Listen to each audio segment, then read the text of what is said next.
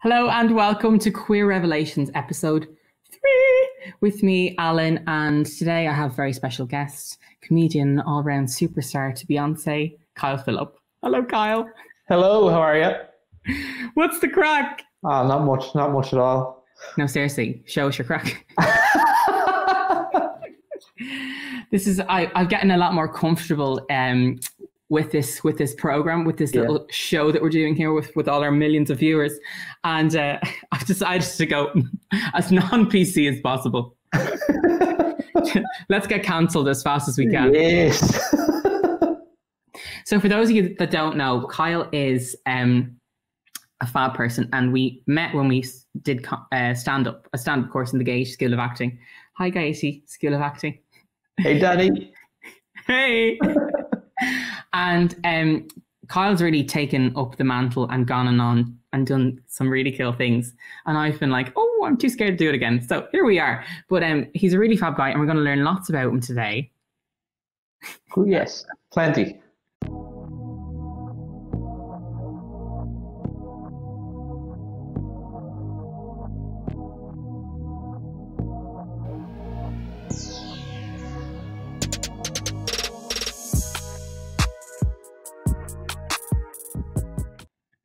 So how are you feeling at the moment? Because we're recording this on Pride weekend. Yeah. How am I feeling? Yeah. Feeling good. It's a bit weird, it's hard to kind of celebrate really at home, but you can, but it's like, I think the Pride's always been real good for I don't know. I love going into town on Pride Day. It's so nice. So the energy there is unreal. It's way better than anything else, any other weekend. We had a good time there. Lindsay and I went. Gays have more fun. Yeah. We went over to we went to Amsterdam 2 years ago on August Bank Holiday weekend. Now I didn't know, but they were having a huge Pride party that weekend, and it was insane. They had barges full of queers going up and down. It was unbelievable. Why didn't you bring me? But yeah, so this year it's a bit more of a I'm having it's all done through technology, and I see on Instagram they have a Pride story that you can add to it. But I'm the worst with technology. I've been trying to figure out how to add to it. I'm I don't know how. I think technology is okay, we're doing this. Let's see how it happens. We did try and record this a few seconds ago, and I was late because things weren't working for me. And then Kyle came on; it was working grand. And then he was like, "Oh, my computer's restarting." And he has a Mac for all you PC haters. So let's just put it straight. You know what I mean? Bill Gates not sponsored. What I really want to talk about is, and it's quite personal. So I identify as I was going to say heterosexual. No. People be like, tuning up. No, Queer Revelations. I'm a cisgender heterosexual man. No, I'm a cisgender homosexual. It's a dirty word. How do you identify? So I cisgender as well. I identify pansexual / bisexual. As I said, I'm not that picky. I don't mean that in terms of partners. I mean that in terms of he hasn't tried to shift me yet, so. Well, I've been grooming for a while. Well, the age difference, it wouldn't lie. Yeah. I know it wouldn't. I'm actually 34.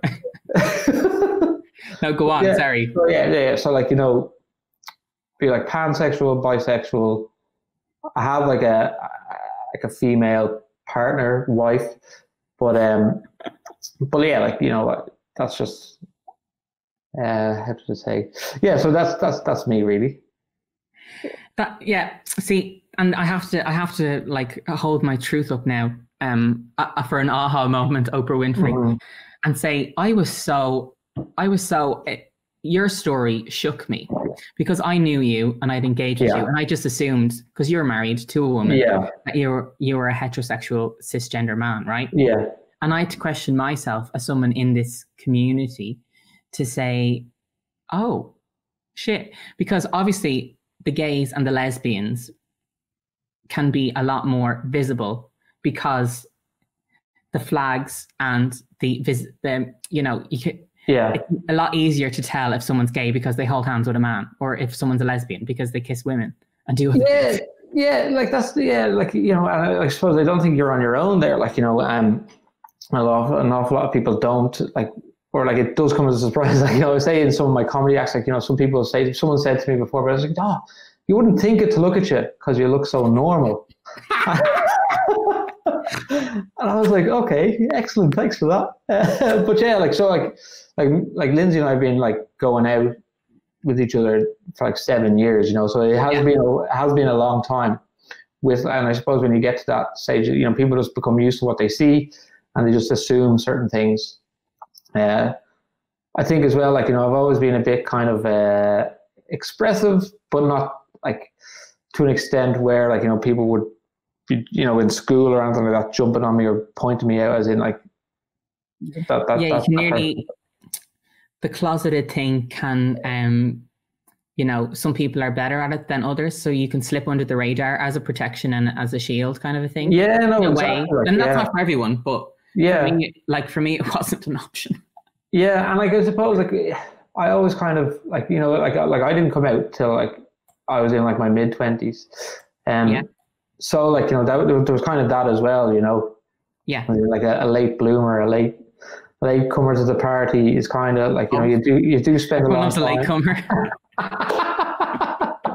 But like and like again, like as I said, like school was different for me. Like like being gay in school was a really, really bad thing, and like nobody wanted to be. So like I'd imagine like that would have influenced as well, kind of me. Probably more so delaying rather than coming to a realization later on. Do you know what I mean? Yeah.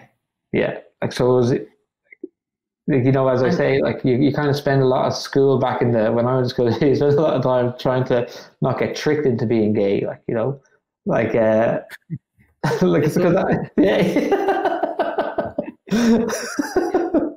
People would walk up like, sorry, that's very like inside joke, but like in Irish schools, I don't know where else it happens, but people would walk up to you and be like, oh, you've got something on your nails, and if you checked your hands like this, you were gay, but if you checked them like that, you were straight.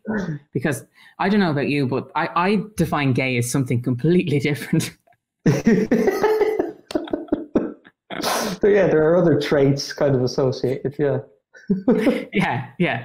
They involve bodily functions and attractions to certain specimens. Yeah, but that's the thing. Like that's the thing that kind of gets to me sometimes. Like that guy that said like, oh, you wouldn't think it to look at you because you act so normal or because you seem so normal. I was like, I don't have to. Why do I have to act a certain way because of that? I know, but we're all normal. We're normal. Yeah, people. Exactly. Yeah. Well, like I go the other way and say, well, look, no one's fucking normal. Like You're fucking right there. Especially in this country. Oh my God. If you want to meet crazy, come to Ireland. We're all a bit nuts. So here we are talking about our personal lives on fucking YouTube, wherever you're watching this. Do you know what I mean? But I wanted to ask you, because many people wouldn't be familiar with pansexual, and we'll move on in a second, but I think it's interesting, and I think people are going to learn something, and I'm learning. What is pansexual for you? Well, like, so someone, another comedian put it a funny way, Ali O'Rourke. She said, it's not about what's in your pants as long as it's me. Well, yeah, she's Irish? Yeah, she's Irish. Yeah, she's amazing. She's like one of she's doing a lot of work for like the LGBTQ community in Irish comedy and like the trans community in comedy as well, which is really, really good. That's really strong actually. But like, yeah, so for me, it's kind of like, so you can be attracted to someone regardless of like their gender identification or their physical sex, so it's, and I think it's, sometimes you read about it and you're kind of like, well, this is just being a bit more principled than like, a bisexual is man or woman, you know what I mean? But again, like, can interpret bisexual as meaning a lot more than that as well. But absolutely, it depends how you see the world. Like, yeah, exactly, yeah. The gender expression isn't, a binary thing anymore. Exactly, yeah. You could be attracted to someone who's non-binary, who may express themselves differently, as time goes on. Yeah, exactly, yeah. So there really is no rules, and that's why, like there's a fear out there to say these things and kind of define them, because there is no exact parameters on the scope of things. And I think that's where people get confused and they get scared to talk about it, because I've misgendered people and I've said it wrong, and I'm in the community and I'm supporting people and trying to, you know, raise these kind of voices with all with millions of people watching. You know what I mean? You know, well, even it's so hard. Like, it's so hard. Like everything is so hard. Like, you know, and you do have to make a change. Like, you know, you have to change. Like, you know, like I've like in work now as well. Like I've tried real hard not to, you know, simple things, but they are hard work, because you're talking about like 34, in my case, years of doing something one way, and now like I'm going into a room and I'm saying, consciously trying not to say "hey guys" to a room full of, you know, a mixed room, you know. So that's now really interesting. So what do you say? Now I just say, "How are the lads?" You know, I just think it's easier that way. No, not really. I was like, okay, that is not okay. That's worse, like, you know. But yeah, like, you know, yeah, you do have to like, and you have to catch yourself a lot, like, you know, saying like, hey, folks, hello there. Yeah. I love this one, and I robbed it from one of my colleagues, and we'll stop talking about work in a second. But I love the "hey people." Oh, I like that. Yeah, it's good. Hey people, because you can't get it wrong. You can't get it wrong. You know what I mean? Unless someone, you know, is saying unless Piers Morgan comes on and calls himself a penguin. Yeah. That's a little bit of shade there, Piers. You know, if we want to talk about gender issues, come on, let's have you. Forget Good Morning Britain. We'll talk about it here. Okay? You can rip me to shreds if you like. Penguin. I won't go there. But speaking of jobs, you lost your job in lockdown. Yeah, like, so I was working like as a contractor, like I work in IT, kind of project management stuff, and I was working as a contractor with an energy company, and they kind of just made a decision, like when was it? Like in April, to kind of just cut down on the contract staff, kind of like keep the permanent staff there. So yeah, so it was weird, kind of like, it's a weird experience going through, like getting fired. Not over the phone, but over the computer. Like, you know, it was real weird. And was it a mass one or was it individual? I was in like, I think about like 10 of us in total got let go from different teams. But do you know what I mean? But like on the call, were you all there? Or was it just you? Everyone in the company was there, and they just started turning off people's screens as they were firing them. You're cancelled. No, like luckily it was a one-on-one thing, and we kind of did it in a kind of nice way that like, it was like I was able to kind of say to people that it was an agreed decision, like, you know, so it wasn't very well known that, well, people know now if they watch this, but that, like, yeah. Oops. But it was good, like, you know, it was a good time, because I've been working since college, like without, like, you know, I never really went traveling for a long time or anything like that. So like I've been working like consistently since like I was 21. Yeah. Which is like 13 years. So like, and especially with the lockdown, I was like, right, I have literally nothing to do. And like, I have an excuse, like, you know, if I was sitting around and the world was operating as normal, someone might be like, oh, you should really be going, seeing the world or doing this, doing that. But I just kind of spent a few weeks just chilling out, like, you know, which is really nice. It's so important. And I think a lot of people are going to learn a lot about themselves in this lockdown. Like, I have learned a lot about myself, because life can be so busy, so much going on, and that you're thinking about things. You can't look at that holistic kind of aspect and say, okay, I'm not feeling right here. What do I need to change, or what can I do better? And, you know, we're all connected 24/7 now. So it's very hard to take that time and just come to center. But you're doing it now, and you've got a new job, and you know, you've worked miracles in lockdown. Really, you have. Like, because everyone's like, oh, well, you can't leave your job now because it's lockdown, and like, you're not going to get a new job. But the amount of people going places and getting new jobs, and like, even on LinkedIn, it's like, oh, I'm just been promoted. Like, it's crazy. Life continues. Like, yeah, that's it. Like, so I was off work for like 5 weeks, and then I got a new job. And like, so it's funny there, because like, I've never met anyone from my new team, or, you know, never had an introduction with anyone except for just on Zoom and Skype and things like that. And I was kind of wondering, like, you know, like, how's this going to be? Like, surely I need to meet people if I want to do my job effectively. But I mean, I'm in it now like 6 weeks, and I'm flying. So it's really kind of shown. Like I'm kind of looking now, like, well, like surely anyone can do any job anywhere now. Like, you could work in New York from Ireland. Exactly. Like, yeah, that's what I don't know why you want there, but yeah. Fuck American. No, I don't know why you wouldn't want to work in New York New York. Well, no, me at like, nighttime just voguing. But it is cool, like, to think that you could do that. Like, you could just say, "Oh, I want to live in Budapest for the summer," and just go and do it there, and just work back in Ireland. Like we have a lot of my team who got absolutely like this is it. And say that to me again. Oh no, yeah, I'm just going to say that we have a guy on my team in work who he went home to Romania. And in the course of going home, like the country got shut down, so he got stuck there. So he's still stuck in Romania working, but he's loving life. Like, you know, it's like an extended holiday that you have to just pop in and out of work. So, well, I think that's happening a lot of people. It's a funny one, but look, you know the format of the show, and we've got a little basis going. So we're going to move on, right? And we're going to go to unbelievable. Take us there, Johnny. Roll a Colette. So unbelievable is, you know, a funny a moment in the history of the world that you can't believe happened. So what's your unbelievable moment? Okay. Yeah, so I kind of have one there that's like a bit, it's about football, kind of like something that happened in the 1994 World Cup. Now, like, I know it's boring football, so, but this Colombian guy called Escobar, right? Not Pablo. There's a big button here called remove, and I feel like hitting it. Hang on. This guy called Escobar. Yeah. Andreas Escobar is his name, right? He scored an own goal. Do you know what an own goal is in football? I went to an all-boys school. Okay. I had to learn that to survive. Yes. So he was behind the defenders or something like that, and he scored a goal. Yeah. So he scored a goal. Is that the offside rule? I'm getting confused. Yeah, I get mixed up there. But yeah, so he scored an own goal. I mean,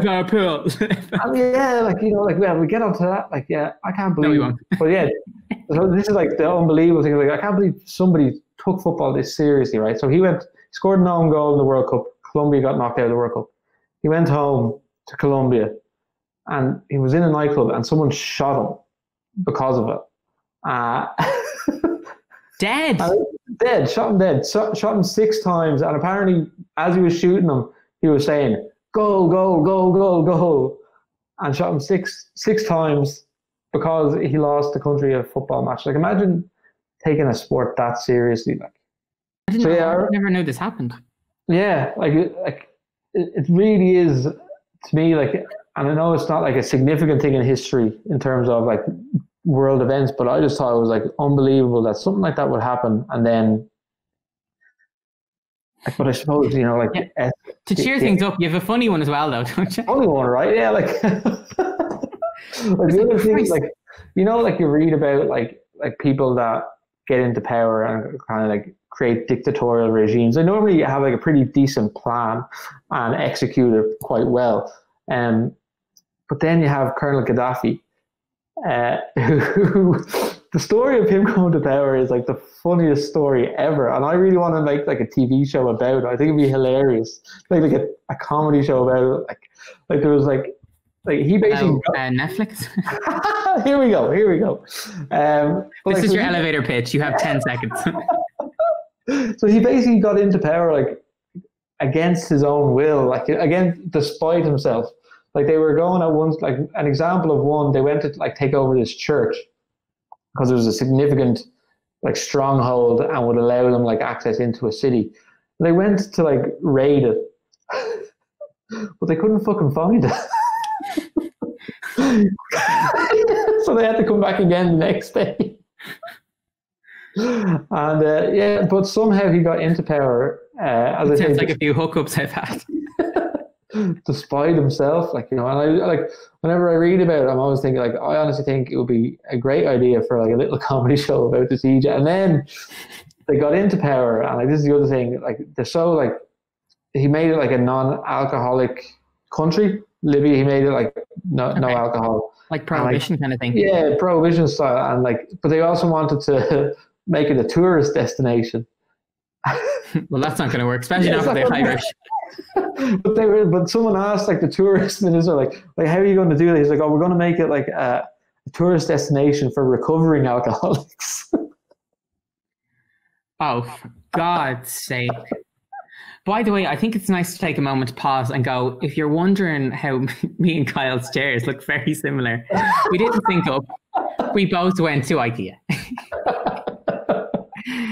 Oh my God, I just think it's so funny. I was just looking there and I was like, we're strangely in sync, and we're both doing this like, do you know when you're on a Zoom call and people are like, I have a swivel chair. You're on your kitchen stool, hon. This bitch is leather. I feel like one of those daddies, you know? Although I'm not old enough. Right. That was unbelievable. You know, I have too many unbelievable moments to talk about. So I think 2 is plenty enough for me. So we're going to move on, and we're going to go to one of my favorite sections, because I love finding out new stuff. This is Binge-worthy. Okay, so Binge-worthy is what we're binging right now. Can be anything: podcasts, videos, YouTube, artists, or shows like this one. There's not enough out there to binge yet. Or Netflix or whatever. So Kyle, what are you binging? I have been binging on the latest season of The Sinner, which is on Netflix. Have you heard of The Sinner? Have you watched it? I've heard of The Sinner, and I tend to sin a lot. Like The Sinner, like it's like there's like 3 seasons of it so far. So like the latest season just came out, and I literally watched it in like a day. No way! It's so good, like so good. It's so Bill Pullman in it. Bill Pullman is in it, and Jessica Biel is in the first season. Oh, yeah, and she's like the executive producer of it. Like the first season is unreal. Like, what happens in the first season? Now this isn't really a spoiler; it's the premise of the show. But this woman, like she kills a guy on a beach, like in broad daylight in front of everyone, and she claims that she doesn't know the guy at all, and she doesn't know why she did it, but she just got an urge to do it. So then the whole series is kind of like, you know what's happened and you know who did it, but you're trying to figure out the why they did it. So like that's kind of like the basis of all the seasons. So it's really, you know, like in each of them, an incident will happen. You know who's been injured. You know who's done it. But the rest of it is kind of like, why did they do it? And you think that can't be. So it kind of reveals all. It's a bit like you know what you're getting into, but you don't know the details exactly. Exactly. Yeah. And like it's so good. You might like Bill Pullman is in it, and he's like my favorite actor at the moment. Probably just because I watched The Sinner up to last night.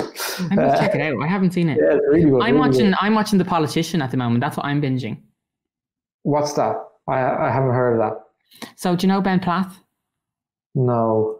Do you know Dear Evan Hansen? No. Do you know Ryan Murphy? Yeah. Oh, thank God. I was like, Jesus, this bitch. Do you know anyone? So it's this show from Ryan Murphy. Gwyneth Paltrow is in it. Oh, cool. Bette Midler is in it. Ben Platt, who's like this massive breakout star on Broadway. He was in Dear Evan Hansen, which is a Peskin and Paul musical, the same writers as The Greatest Showman. Oh, cool. And yeah, so this is kind of his first leading role in a series on Netflix. Really good. So it's all about this kid who grows up in America, really wealthy background, and he just wants to be a politician. He wants to be president, like. So he's living that dream, and he like has his whole life PC'd so that there's no dirt on his life, and he gets into Harvard and all this kind of stuff. And it's really, really interesting. Oh. And I think it's very much a reflection of the world right now. So the episode I'm watching at the moment, so there's 2 seasons only, and they're only about there's only 7 episodes, but yeah, it's all about cancel culture and, you know, cultural appropriation and how nasty and dirty politics can be. Yeah. And like the kind of like, it sounds like a bit of a display of like how white privilege works as well, right? Like if he's had this whole path the whole way along, you know. I was reading something about that yesterday. Like apparently, like interns in Congress, still a lot of them don't get paid. which kind of like, you say that like people don't really understand why that's like a white privilege kind of thing. It's like because only people with money can take up the role, like, because they're like experience don't pay the bills, as they say, like, And I think doing what we've done in our past, I think and our future, experience doesn't pay the bills. You know what I mean? Like, you can't, when you have a talent and you want to pursue something, like, there's only so much of it you can do for free. Exactly. Yeah. Absolutely. Yeah. And it's definitely true in like the comedy world. Like, everything is, be good experience for you. Be good experience. Like, you've been doing that for 3 years. Like, when is it going to stop being good experience and start? Even though you're charging a tenner at the door. Yeah. So come here. That's a good segue. So tell us about the comedy scene and what you like about it, and maybe your aspirations for yourself. Yeah. So, I mean, the comedy scene in Ireland has been fairly rocked the last week or so, with like revelations about like kind of people in positions of like not even power, but like small bits of power and like abusing their. It's like micro power, yeah. Yeah, and it's like so for context, it means like gig bookers that have been kind of like emotionally and in other ways abusive to women, particularly women comedians and also LGBTQ comedians. There's a lot going on there. Like, as in like, I've heard of people like, trans comedians being told by bookers, "Oh, you'll always be a lad to me," and things like that. And things that is just not acceptable. Like, even, and if you think that's a good joke, like, I don't want to do your gig, like, and it's kind of had me thinking about what are my aspirations and stuff like that, because, I know myself in that situation. If this guy is booking me for a gig, am I going to stand up in that room and tell him that's not on? Thus effectively ending my career in that venue or at that night, and like, I don't think that particularly that something that serious happened to me, but I need to look now and say, well, what are my priorities? Like, is it doing a shitty gig on a Monday night, or is it kind of standing up for people that might need help there? Like, so my aspirations. That's amazing. That's amazing. Sorry, yeah.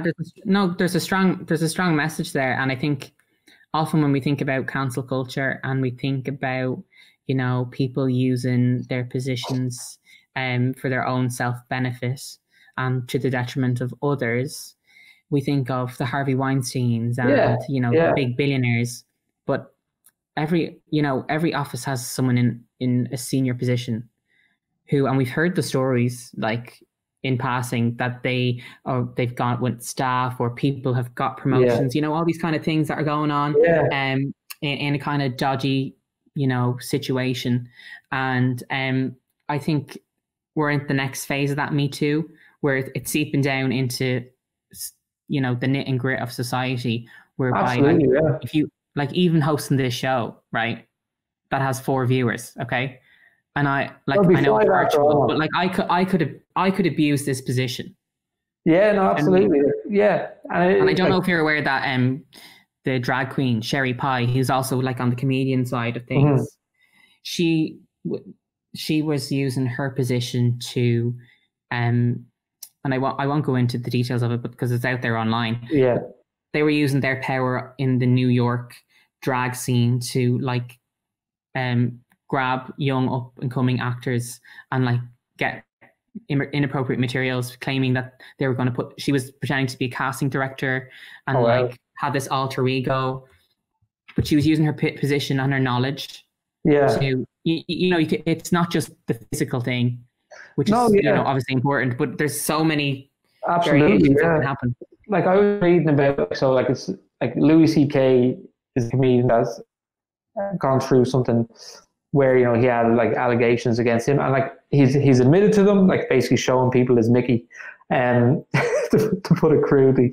But like he, like I was reading about like him and the way he looked at it, his perspective, and I was like, it really brings it home, like how much like is involved here, right? Because he said that he always defended himself by saying, well, I always asked them before I did it. I always said, can I show you? And then they always said, yeah, and I did it. So I've done nothing wrong. We're like, but even asking them is an abuse of your power, like, Yeah, and then it comes into the question of consent, you know? Yeah, exactly. Yeah, because It's a very, the it's a very implication, you know. like, and I only realized this a while ago because I can be very funnily. I can use a lot of puns. That's what I'm trying to say. Yeah. I was trying to make a pun into a pun, but it didn't work. Fail, cancelled. But if I tell you a joke that you're in on, like, and it's pun in an office setting or professional setting, right? And so there's a bystander there. They can claim that you are, you know, you're not I suppose abusing them, or, you know, it's sexually perverse in a professional capacity, even though it's not directed at them. They're not involved. Yeah. Say you're getting a coffee together and someone there with you, like in Starbucks. Yeah, exactly. Yeah. They can take it on. So it's a tricky territory. So I just say be careful. Yeah. Yeah, but like, you know, at the same time, there is a lot of good stuff going on in the scene in Dublin. Like, as I said, like, there's a big and powerful kind of like LGBTQ community within the comedy circuit, and like, there, you know, there's a number of nights that they're running. Introduce me. Yeah, absolutely. I haven't seen this, because when I think of comedy, it's a bit like radio.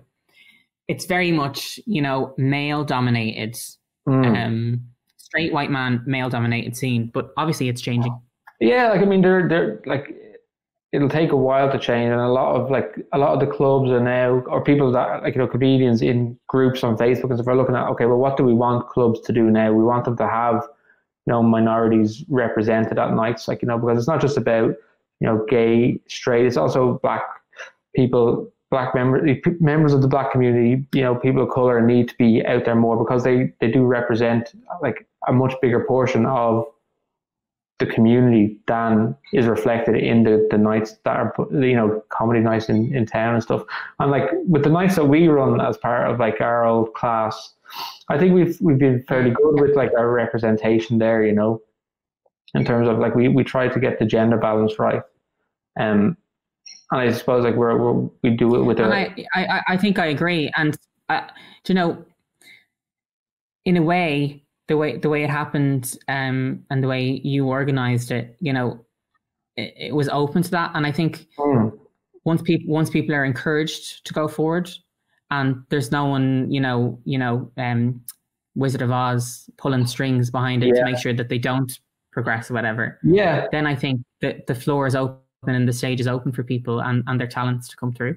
Absolutely. Like, there's like, I've heard the argument said like, oh, well, surely getting a gig should be based on your talent, not on your whatever. But I agree with that sentiment, but it's not that. That's not the problem. The problem is if you don't make members of minority communities or, you know, vulnerable communities aware that you will be supported here, you'll be allowed, you know, you'll be given a stage here where we're going to protect you. It's you like, if you don't give people the knowledge that you're protecting and going to give them a safe space to express, they're not going to come forward. So you'll just be left with, you know, a male dominated lineup, you know. So it's not just about, I agree, talent is talent, but it's about getting people to come forward, you know what I mean?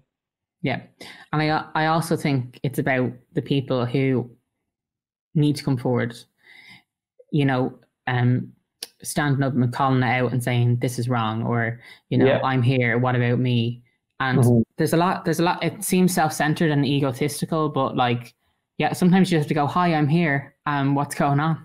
I know, absolutely, like it is, like, ego, self-centered, like, that's comedy, baby. Everyone's the same, you know. But I really think like, Kyle does these walking tours, and I'm going to leave a link.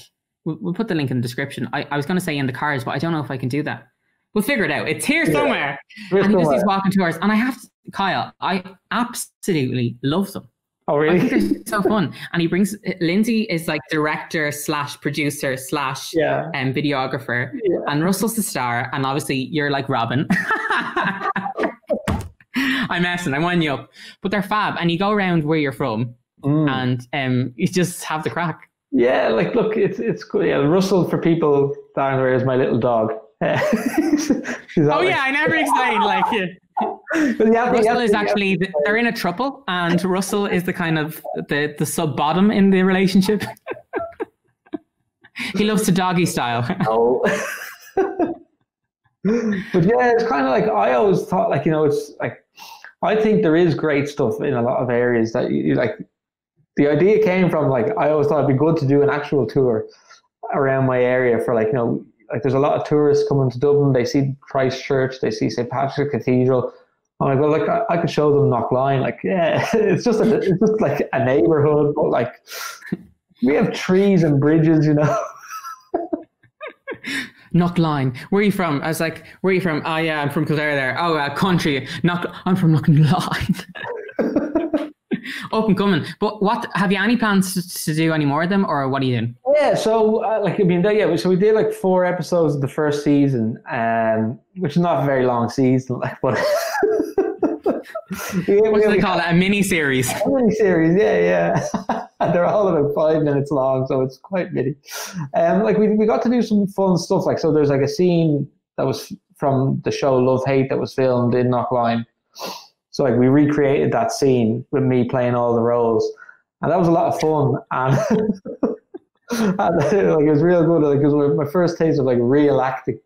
So we're looking to try and for like the next season, we're looking to try and get some people involved. Like other people that like Alan's got, like if you have to know Knockline is the only thing. What do I have to do? But yeah, hopefully I don't abuse my position of power there and letting people on the YouTube with that. But like, yeah, so like we'll probably come back. Please do. And of course, like we're stuck in Ireland for a while now. We're not going on any. I think you can expand it further than that line. I'd love to see you go out and play. Like this is Ring's End, or here's Capel Street. Like one idea I have for the second season is to have go around to different areas with someone, kind of show me around. I think a good bit is like I think an opportunity I missed out on a lot is not having that much interaction on it. Like, so it was just me at sites. I think and it's a character that I'm playing is basically myself, but just a bit of a heightened kind of cheesy guy, and I think it's kind of, it's a bit Partridge, it's a bit like awkward moments and stuff like that. And I think if I can introduce more people, it'll probably help that kind of heighten. Absolutely. And even thinking about this show, right? And this format that I've done, because there's a person with you, obviously you can ramble on for a lot longer and a lot more things come out. Whereas if I sat here and talked about everything that we talked about, it would just feel very pansexual. Oh, you can't do this, or this is how we think. Whereas we're actually having a conversation and we're letting people into that conversation. So it feels more as in we're having the discussion around it and not as in I'm telling you what I think is. Exactly. Yeah. Oh, definitely. I want to move on to the next section, which is queer revelations. And that is a moment that you were surprised by that happened in the LGBT community, or an aha moment concerning the gays and pride and LGBTQIA people. Oh, sorry, I haven't got the intro on this one, so it's over to you. I was waiting for the intro. You're so good. He's like the perfect guest. Someone call Ray Darcy quickly. Yeah, so I think, as I said, I kind of came out later on.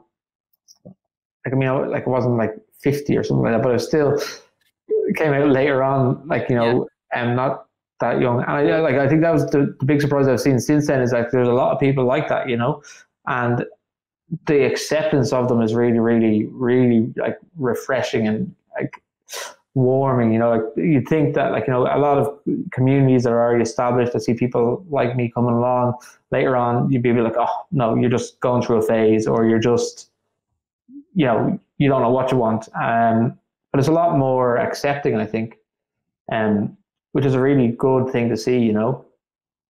Absolutely. And I think what sprung to mind was Philip Schofield and kind of people in that generation. There's no right time to come out. And I always thought I came out, my coming out wasn't one day or one moment or, this day, and I think you try so many times and then you nearly have to come out all the time to everyone. You know what I mean? So you've kind of come out today in a way again.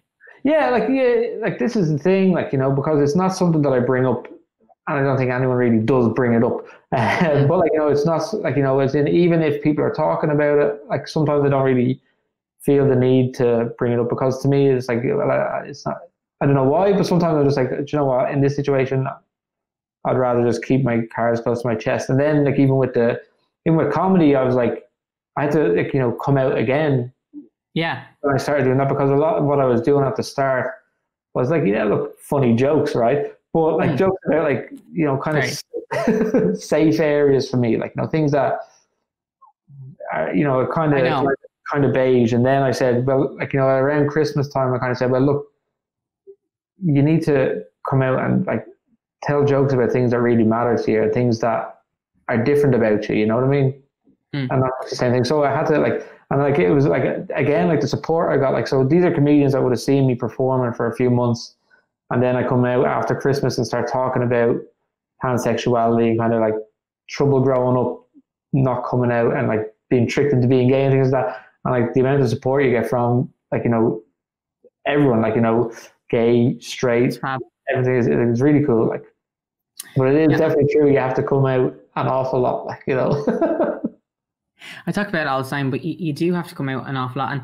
And, you know, what you said there, I went like this because I was excited, because what you have to offer to the world is what you think and what you believe. And you being authentically you is so important, and you being able to freely discuss and talk about those things. But I also understand the fear of, oh, he's that pansexual comedian, or I'm that gay guy. And I check myself sometimes as well, because obviously I'm not just a gay person, I'm a person. And we have so many different like hats that we wear and different roles that we fulfill. Like I'm a brother, I'm a son, I'm a cousin, I'm a friend, you know, who happens to be gay. So like it's one little part of you.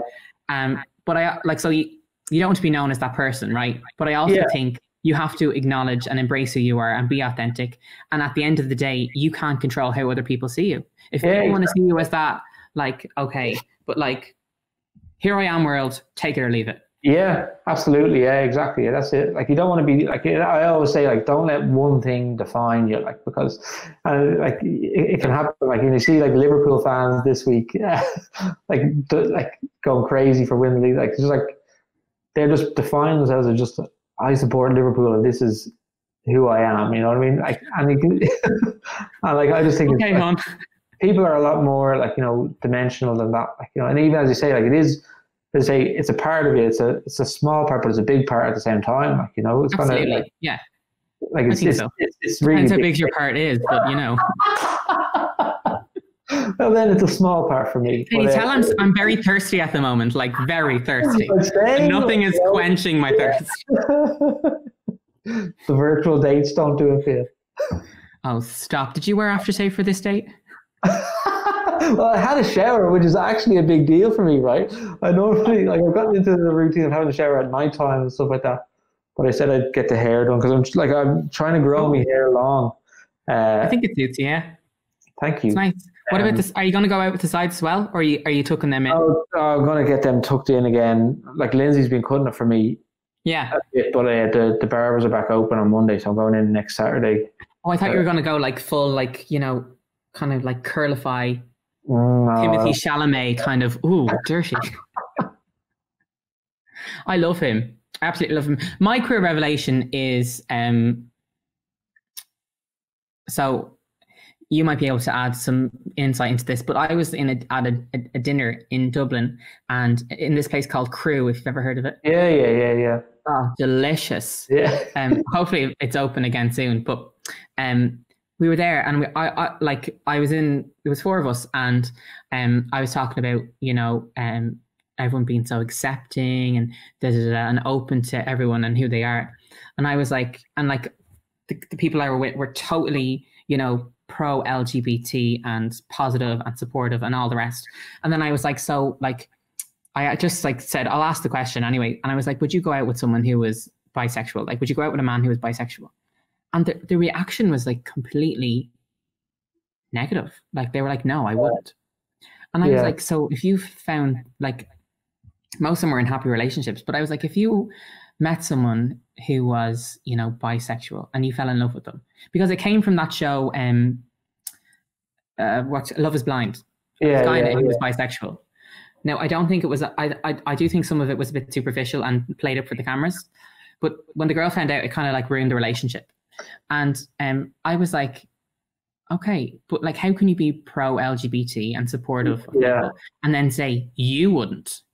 And it's a bit like saying not in my backyard. So like, Yeah. you can go off there and you guys are free to do what you want. But like, if it came into your life, you know, and you found out that your partner was bisexual or something or whatever, that infers on your ego and it brings it into your own personal space, and then people get really uncomfortable with it. Yeah, like it is like, yeah, it's definitely something like like this happens a lot. Whereas like I would tell people and they say, oh, what does that mean for you and Lindsay? It's like what, like like I think it's people have this perception of promiscuity maybe or something. Yeah, the monogamy is over or whatever. But yeah, people just think because like, I don't know, it seems to be somehow, maybe it's because of patriarchy or something like that, but it seems to be that there's an assumption that only heterosexual people can be faithful to each other. And I don't think it's true. I don't agree with it, but like, I think that's a big part of where that comes from, because it is always a reaction I get when I say it to people, they assume I have some kind of weird decadent lifestyle where, yeah, you know, you're getting the best of every world possible. Yeah. But it's kind of it like, truly is tasting the rainbow. Yeah. But you know, it's just like, you know, if you are a heterosexual man married to a heterosexual woman, yeah, it doesn't mean that you are only attracted to that woman. Oh my God, have you watched television? They're all having affairs. None of them are like, there's some gay people that, you know, that are so, you know, they're monogamous and they love each other and they wouldn't go outside of it, right? Yeah. And then people are like, oh God, that's like, it's all seedy and gritty and all. And then you're watching television, Fair City. You're watching Fair City. Do you know what I mean? The straightest thing you could watch. Yeah. And here's people like dipping their wick in everything possible. And I'm like, what is this? And it's this sexuality and, you know, polyamory and monogamy, you know, they've linked it all together, but it's not that. Like, I can be a homosexual and want a polyamorous relationship. I want to, you know, have multiple partners, but be one person. Everyone is different. Yeah. And I think it's really funny. It's really very funny. But it's dangerous too, right? It's dangerous too, because like, you know, when anything kind of bad happens, or like, you know, men's health issues amongst like, you know, the LGBTQ community, people just assume, oh, they deserve it for going out and doing this and doing that, like, you know, because that's the way like it was educated to them about like, you know, like sexually transmitted diseases and stuff like that. People were like grown up, like told that this is a gay person problem, you know, when it's not. Like, and I think it stems probably even going back that far, you know. And Janet, who's writing the complaints into RTE about normal people, you know, and their flaccid penis on show, has had 4 STIs in the last 12 months. That's not an issue for her. Do you know what I mean? Yeah. We're all very quick to point the finger, but I do think like, and obviously it changes. Like you could be in a monogamous relationship, and I'm not going to go get into it, but in 10 years time, you might be like, do you know what? We're going to open this up and see what it likes. And I seen a video there in January, and it was Derek Barry, the drag queen, and he's been in a throuple for 7 years, I think. Wow. And it's still going strong. So a throuple is like 3 people in one relationship. Yeah. And previously to that, he was with the other partner in the relationship for 7 years. So he's been with one partner for 14 and the other for 7. And it's still going strong. Yeah. And like that is just so uncommon. People think it's just very uncommon, but it's not. Be interesting to see, like, do they have a thing, like, you know, where there's competition and the one is like, well, I've been here for 7 years longer than you. Well, I'll send you the video, but they said it's amazing because when you get in a row, there's always a mediator. There's always someone who's like outside of it. It's like 24/7 counseling. Yeah. Like, now I'm not. And also, there's a lot more positions. Yeah. Like, I mean, did you ask the people that said no? Did you ask them why they said no? They just said they couldn't do it, knowing that, because they were straight women, so like they couldn't knowingly, you know, have intercourse with a man who they've known has had intercourse with a man. Yeah, that's difficult, right? But like, you could be doing that anyway and not knowing. Like, you could be doing that, like, you know, and everyone went to college these days. Like, I can kind of appreciate it. Like, you do get, like, I've gotten jealous before about people's past relationships. I'm jealous. And it's weird. Like, it's like, why? There's nothing you can do about it. Like, it's something that's happened. It's in the past. But still, yeah, I can kind of understand a bit of it, like, as well. People being like, oh, there's a part of your desires or emotional things that you can't deliver to them. That's I think that's a bit of it. But it's, I still come back to it. Just if you're in a monogamous heterosexual relationship, doesn't mean you have that same amount of desires or emotional needs that someone can't deliver for you. But it's accepted there, like. Absolutely. I 100% agree. And it's a funny one, but I'm great to have the conversation. And it's great to have this conversation with someone who, actually, you're my first LGBTQ plus identifying guest. Oh, so really? The conversation has been incredibly different for me. Yeah. Because even though the guys I've had on before have been completely open, yeah, you're a lot more aware of what's going on and you're seeing it through your perspective instead of what you're aware of. Do you get me? Yeah, no, I know what you mean, yeah. It's a funny one. Right, we're going to lighten the mood now because it's gone a bit dark. So this is TikToks that shook my soul. So we both picked TikToks that we love and adore, that we want each other to see. And I love TikTok. It's amazing. We're both on there. So I'll leave the handles that you can follow us. So Kyle, scoot over to this side of the screen so that we leave no, other way. Oh, the other way. Scooch over. Because I'm going to put the TikTok in the middle. Oh, I like it. Okay. And does it need it set up? Huh? No, not at all. It's just like, it's a good TikTok. There's music involved, there's dance routines, and there's a twist. It's amazing. Okay. Siblings. This is my sister. This is my brother. We are siblings and we care for each other. Everything we own, we always share. Because we are siblings and we have the same hair.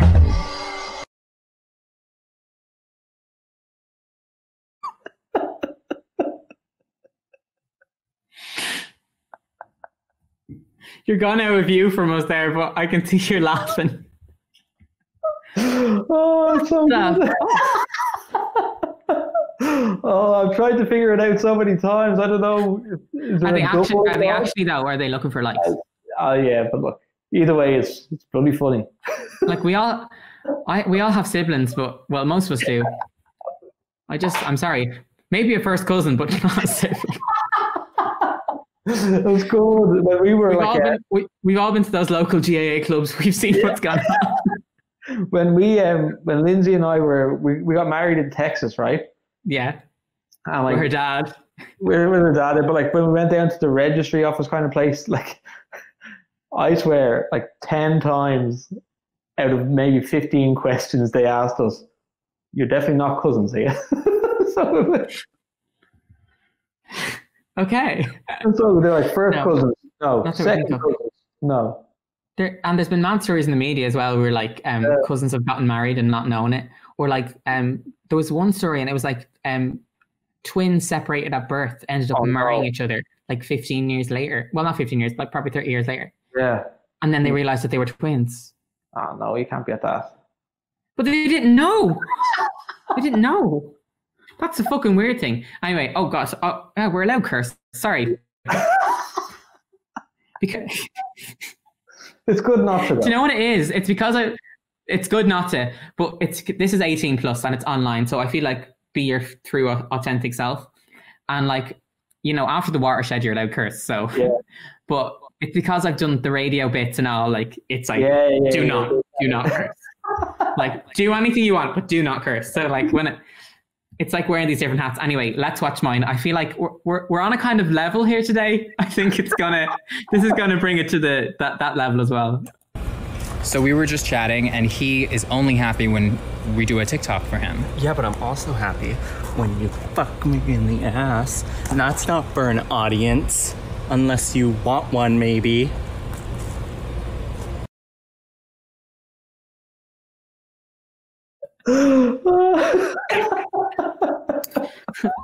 I don't know why I love it so much. It's probably because I fancy the pants off the two of them.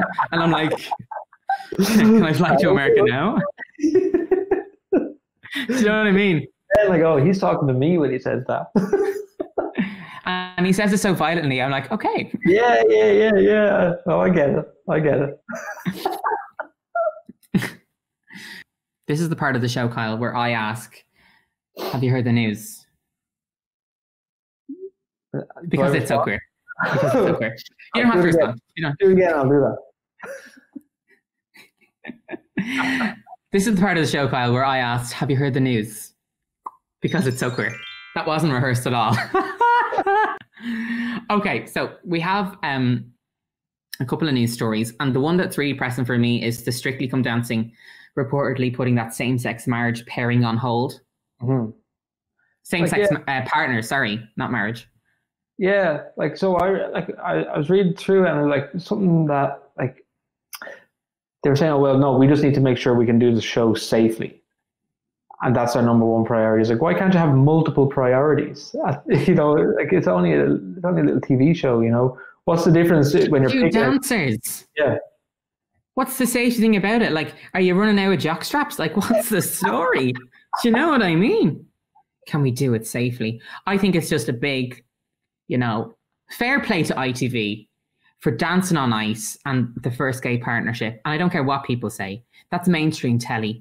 Yeah. I'm pointing the finger now because I'm telling you. BBC, get a grip. Get a grip. But yeah, and like, even in Ireland, we've had a same-sex partnership. Now, it was only for 1 week with Brian Dowling on Dancing with the Stars, but it still happened. And BBC, it's 2020. Yeah. Like, I hope these reports aren't correct and I'm factually incorrect, but like, hopefully so. Like, I mean, yeah, like, I mean, I don't watch the dancing shows, but I know I don't. But it is surprising to me to find out like that it's like that it's still not happening, like in terms of having same sex. Listen, sure, half the judging panel is gay. Let's get with it. You know what I mean? I'm surprised none of the guys have spoken out more. But there you go. And Bruno's not going to be on the show this year because he's going to be in America. As I said, I don't watch them. So you know Bruno though, he's like, I love. Oh yeah. I judged a talent lip sync battle in college once. No way. There was 3 of us, and the 2 guys kind of had their like. They were kind of more well known or whatever in the college, and people kind of got them. And I was like, so who am I? Like, what judge am I? Am I the Simon? They're like, I don't think so. So I was like, I'm going to be the Bruno. Yes. Girl, you worked it. You loved it. It was like Julian Benson meets Bruno Tognoles. It was amazing. So there's a campaign launched to save the historic Stonewall Inn from permanent closure. Of course, everywhere's closing now because of COVID-19. Yeah. Like, so the thing about this, right, is that, you know, I can understand, like, you know, it's a significant place, but it's like completely different owners, right? And it's like a new iteration of it. So is this just the owners trying to kind of maybe cash in almost on the, like, you know, obviously it's has a big place in the community because of like, what happened there and stuff like that. But like, is it now just kind of like, you know, when, there's a lot of pubs in Dublin that are old pubs but owned by new owners, and people still think they're like a traditional kind of, we need to keep this place open. It's like, it's fucking owned by Press Up, the same as half the town, like, you know, like, they don't need the money, you know. I didn't realize, like, only when you look into it, the amount of places that are owned by the same people, or like how much of it is a business. And it's not, because you think of a place like, oh, I love this place, like you have an emotional affection to it. Yeah. And a lot of them can come across, like, because of the people that work there and they're so fabulous. Yeah. They can feel very like community based and, you know, owner run kind of stuff. But a lot of places aren't, especially in bigger cities. But I do think, like, I think Stonewall can't ever close. Like, and I think there'll always be someone there but we have to ensure that there's always someone there to keep it open because it is so iconic. Yeah. So it has become an emblem for, you know, the gay rights movement, even though there was people cite other things that happened and other people who really propelled. Yeah, but that doesn't really matter, does it? Like, like, you need an icon, right? You need to, as you say, like, you know, you need to have a beacon, let's say. Yeah, and the funny thing is, when I was putting this thing on, this T-shirt, because I got it 2 years ago in pennies. What was that Christmas ad? Pennies. Everything costs a little less or something. That was years ago. I don't know. Anyway, that's my Christmas FM hat. And some of the proceeds Stonewall in the UK, which is a big LGBT party. Okay. Yeah. So like there's so many things that are replicated off Stonewall, and I think it's important to stay open. But Yeah. there you go. What was the other one? The controversial Sean Russell statue in Fairview Park. What did they say? Daubed. Daubed. What is that? Daubed. You know, like to daub something. Oh, I'm just going to daub that. Dab your wounds with rainbow colors. I mean, like, yeah, it's we're in the statue cancellation culture now, aren't we?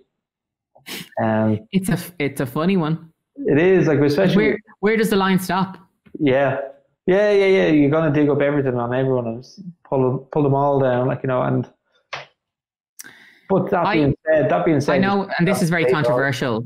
This is very controversial, but I think we should be focusing on erecting new statues instead of tearing one, because we can learn from history. And I think if we erase history, and this is a form of doing, and I know this is probably an unpopular opinion, but I completely, Black Lives Matter, you know, they do. And none of this all lives matter shit. The problem is Black Lives Matter. But I think if we erase history, we run the risk of entering into a territory whereby we forget what history is. And if you, like, I'm going to compare it to the Holocaust, right? Yeah. Everyone always says in every Holocaust documentary that you've ever watched, we have to remember and define what happened so people don't forget. And I think there's an element of that here. You can't just whitewash everything. And there you go, whitewashing, but you can't. And I think we should be picking, like, remember they were trying to, I'm trying to think of the woman's name. They were trying to put her on the dollar bill in America, and it kind of got waylaid, and she was a black woman. God, I can't remember her name. It could have been Rosa Parks. I could be wrong though, and it's been delayed or whatever, or it's been taken off the table. But it's things like this and representation and those kind of icons being raised up that we need to look at. I think it's a really good point, actually, to focus on, okay, well, what statues do we want, not what statues don't we want. And again, like, I think on the Holocaust thing, right, like, it's a funny one, not a funny one, but it's an interesting one, because, like, you know, like, like what they're saying, and, you know, like, I've been, like, to some of the camps and that, and it is important for them to be there because it really brings it home. Like, those countries could have mowed those down, do you know what I mean? But That being said, they did take down all the statues that should have been taken down, like, you know, because it is, like, I think we have to remember that, like, a statue isn't a museum, right? A statue is a commemoration, and a commemoration is true. Like, you know, you're kind of thinking, as a nation, we believe in the merits of this person, let's say. And if that person had, like, you know, a checkered past, and I suppose this is where you get into, like, are we talking about a person with a checkered past, or are we talking about a person that, like, you know, was... Well, some of them don't even have checkered past, do they? They just have, like George Washington was a slave owner. Yeah. And I was watching The View the other day, and you know the way that whole rumor that he had wooden teeth? That's actually factually wrong. He wore the teeth of his slaves. Yeah. So, and there's so many monuments of George Washington. It's a funny one, but I think the word is balance. Yeah. And I think, where do you get the balance from? Maybe you get the balance from new statues. I think it's a really good idea. It's a really good idea. Maybe we should build one. Make it work. Colorful ones. You can do because you know the way the statues are always like bronze or whatever. Yeah. Like, why couldn't you have like a colorful piece that sits there? I know. Yeah. I'm not really too familiar with Sean Russell and stuff, but whoever did it, happy Pride. Yeah, exactly. It's so funny though how we are, like, we talk about globalization in the word of the economy and trade and all this kind of stuff, but globalization is like when you seen the Black Lives Matter movement in Ireland and people protesting, that is globalization. Like, and lockdown is globalization. We're all working as one world at the moment, which is really, it's fucking weird. It's like Black Mirror. Yeah. What a show. What a show. What a show. Right. This has gone on so long, but I think it's been fabulous. It's been an interesting, have you had fun? Yeah, absolutely. Right, we're gonna bring it to a close. With I love this section. It's just fun and uplifting, and it's Hall of Fame. So the Hall of Fame is where here at Queer Revelations we have a Hall of Fame where we're adding people to it, who we think should be there and who we think represent all great things, queer revelations and LGBTQIA+. So, Kyle, do you have someone to add? I do, yeah, but it's a bit of a cheat of sorts. You're gonna add yourself. I want to be there. No, so like my person is Prince, the artist formerly known as Prince. And when I say it's a cheat, there it's kind of like, say that like he faked his own death or something. No, he's dead. No, just in terms of like, you know, his own like, you know, sexual identification isn't like definitely LGBTQ. But it's just, I just think like he's like, people would ask him about his androgyny and just the way he was, and he was, you know, he was always very strong in just saying, well, look, that's just who I am, and I just want to be that. I think that's a really important message for people in the community. Like. Absolutely, and to do it, I think he was so progressive in a time where it probably wasn't safe to do it, and like. I even growing up as Prince, I just knew him as Prince, or I knew them as Prince. Like, I don't know what way to address it, but there was always this air of kind of mystery and intrigue. Yeah. And the celebration of self, which is exactly, I think really nice. So that's my candidate anyway. Oh yeah, fabulous. Have you seen Schitt's Creek? Yeah. Babala, Daibad. I went into more there for a second. I was like, Babalas. This is the problem with book. This is the problem when you do live things. You know what I mean? If anyone was like, if I'm ever considered for anything on television, if television is still alive by the time I'm 35, people will be like, he cursed on this program twice. No. Oh, fuck, Daddy, yes. 3 times. Very thirsty. Mine is, and I can't remember who I've added before. I'm trying to think. But I feel like Lady Gaga is, if she's been added already, she needs to be added again. Because Chromatic has came out since I last recorded an episode. And have you heard it? What do you think? I just think it's phenomenal. I've listened to it in the car on repeat. And every song could be, you could dance to in the club. Like every song. Yeah, absolutely, yeah. And like Rain on Me isn't even the best song there. No. Like the opener into the second song, I don't even know them by name. I'm just listening to it as one whole thing. Do you know what I mean? Oh my God. Like, and the opening, the classical music, and I'm like, this bitch, you better work. And Lady Gaga's bisexual as well, which is fab. Yeah.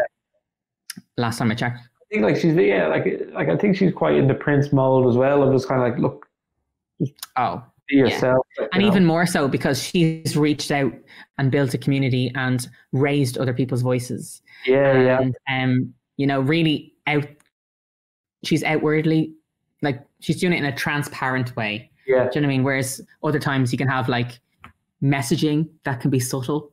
Yeah, put your claws up, bitches. We're here. We're queer and we're proud. And I also think like people are like, oh my God, he's so proud and queer. Like I'm homophobic deep down. Do you know what I mean? Do you know what I mean? Yeah. Because everyone is. That's how you're reared. Yeah. That's the world we live in. And the kids growing up say, obviously, let's hope that they're not ingrained with homophobia. But like, that's the problem with coming out, and that's the problem with being LGBT. Everyone has that. And the more it goes on, you have to remind yourself that this is okay and this is fine. It's like rewiring your brain.